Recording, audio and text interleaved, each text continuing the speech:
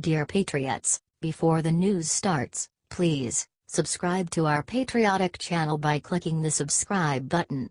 Give us a thumbs up to this video. Don't forget to leave your opinion below in the comments section. Share the news on Facebook and Twitter so your friends see it. Thank you. Not again. Hurricane Irma could destroy the state worse than what hit Texas. Another massive hurricane is brewing, just after Hurricane Harvey wreaked so much havoc and devastation on Texas and Louisiana. This one is named Irma, and Florida is in trouble. Governor Rick Scott has declared a state of emergency for every single county in his state. Hurricane Irma is now coming in as a Category 4 storm. His order states, Hurricane Irma poses a severe threat to the entire state of Florida, and requires that timely precautions are taken to protect the communities, critical infrastructure, and general welfare of the state, the order states. While she's expected to go up the East Coast, there's a small chance she could move into the Gulf of Mexico, where Harvey just left. While I hate to see a hurricane of that magnitude hit anywhere, it would be so awful if another went into the Gulf so soon after Harvey. I hope you will share this out everywhere, to warn those in the path of Irma to get out of her path sooner rather than later. We've already seen enough lives lost from one tragic hurricane this year. Please share and comment. Be safe.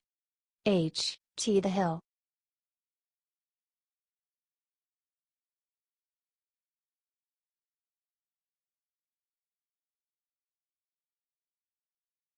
The brink. China just answered Trump on North Korea. Will it mean nuclear war? On Sunday, President Trump warned the world that he will consider cutting off trade with countries doing business with North Korea. This proves that Trump does not want war. He hopes to be able to avoid it if at all possible, by really turning the heat up on countries that continue to trade with North Korea. Like China. China's foreign ministry spokesman responded this way, "What is definitely unacceptable to us is that on the one hand we work so hard to peacefully resolve this issue and on the other hand our interests are subject to sanctions and jeopardized." He also said he felt it was unfair. I don't think Trump's plan of action is unacceptable or unfair at all. China may have worked so hard to peacefully resolve things with North Korea, but it clearly has not worked. After all, North Korea just claimed to have successfully tested a miniaturized hydrogen bomb capable of fitting on an intercontinental ballistic missile. This is no joke, y'all. This madman in North Korea must be stopped, and China holds the cards to stopping them without war. Trump must keep up the pressure on China. If you agree, please help Trump by commenting "Stay on China" and share to gather support from everywhere. H.T. The Hill.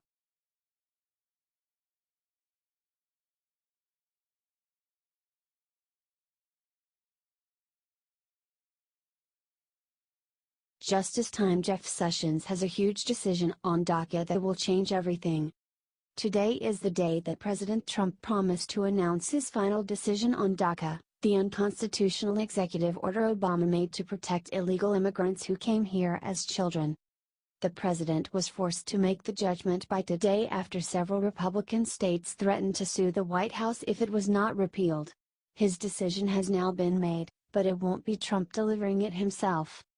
Instead, the White House released an official statement declaring the decision will be announced by Attorney General Jeff Sessions at 11 a.m. EDT. It also clearly says no questions will be answered after the briefing.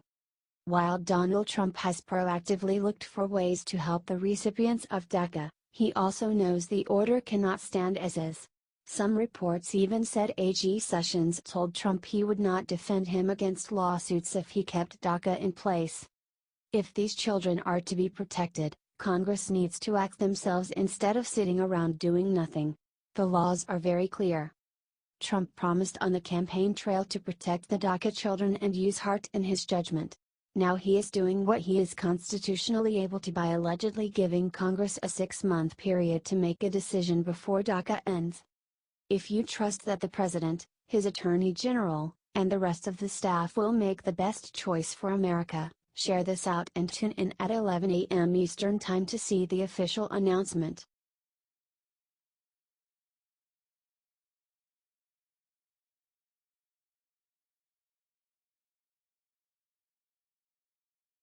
Perfect. Sean Spicer just got a brand new job that will make Trump proud. It's been a while now since Sean Spicer resigned from the White House. Since then we have had 10 days of scaramucci and the much more successful Sarah Huckabee in charge. Still, a lot of us have been wondering, where did Spicer go? Now we know. Sean Spicer is not simply retiring or returning to the Navy. Instead, he went and got a job with a company called Worldwide Speakers Group. Politico got their hands on a sample pitch by the company for Spicer. Audiences around the world will benefit from the same candor, wit, and insight that Spicer brought to the White House briefing room. It is good to see Sean Spicer landing on his feet after everything the media put him through. They really treated him like less than a human for their own gain.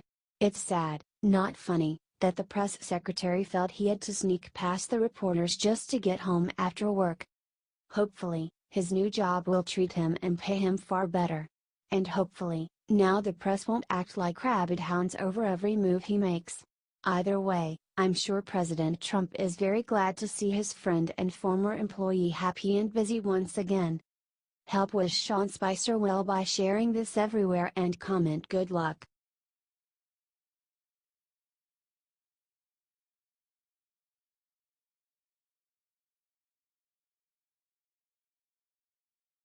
Good luck. Barron Trump's big plans for tomorrow will make every American smile. Barron Trump is starting school. Barron will be attending St. Andrew's Episcopal School in Potomac, Maryland, and is the first child to ever go to that school. The school's first full day in on September 5th, and Barron is believed to be starting 6th grade. Before starting at St. Andrew's, Barron had attended Columbia Grammar and Preparatory School on the Upper West Side of Manhattan while he lived in New York. With all of the hubbub surrounding his dad, and being away from his former school friends, we can only hope he has an easy transition and enjoys school like any other normal kid.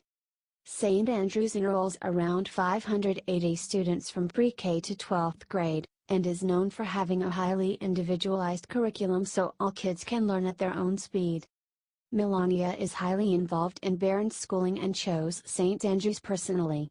When she chose St. Andrews, she put out the statement, "We are very excited for our son to attend St. Andrew's Episcopal School. It is known for its diverse community and commitment to academic excellence. The mission of St. Andrews is to know and inspire each child in an inclusive community dedicated to exceptional teaching, learning, and service, all of which appeal to our family. We look forward to the coming school years at St. Andrews." With his awesome family behind him, it looks like he's off to a good start. Share this out if you hope Barron has a great year. HT Chicago Tribune, Ed Week.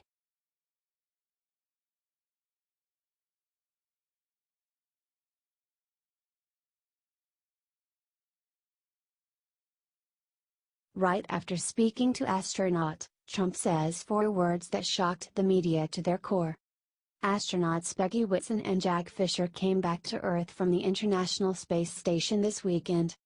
President Trump got to speak to them and congratulate them for their incredible accomplishments while in space, The Hill reports. The White House readout of the president's call to the astronauts is as follows. "They make us all very proud. Exploration has always been at the core of who we are as Americans, and their brave contributions to human spaceflight have continued that great tradition." But here's the best part, the president personally called out Peggy Whitson, who set a U.S. record for longest consecutive days in space at 665 days. President Trump said she was an inspiration to us all, and added, "Especially to young women interested in or currently pursuing careers in science, technology, engineering and math." The especially to young women part is key here. The media and the left in general are always going on about how President Trump hates women or thinks they are less than men. But that couldn't be further from the truth. As this quote shows, the president is proud of the incredible women scientists in this country and he wants to encourage even more. The media definitely isn't going to advertise this one though, so share it loud and proud, patriots. HT The Hill.